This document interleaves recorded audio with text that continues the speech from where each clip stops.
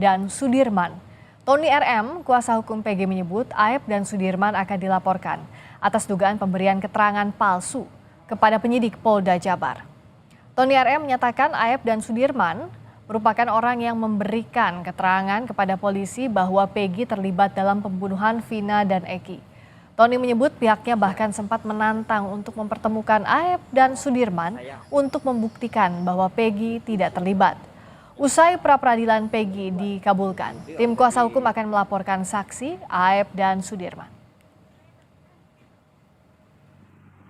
Dari sisi pidana, kesaksian saudara Aep dan saudara Sudirman yang mengaku bahwa Sudirman kenal dengan Peggy dan Peggy datang ke lokasi kejadian waktu itu.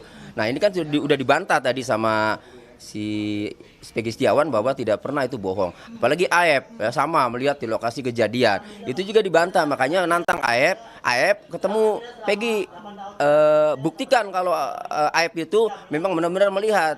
Peggy berani berdebat kan gitu. Nah, karena sudah diputus bahwa Peggy Setiawan ini bukanlah tersangka ya, tersangkanya dibatalkan, maka ada langkah hukum yang akan kami tempuh untuk pidananya, yaitu melaporkan saudara Aep dan saudara Sudirman.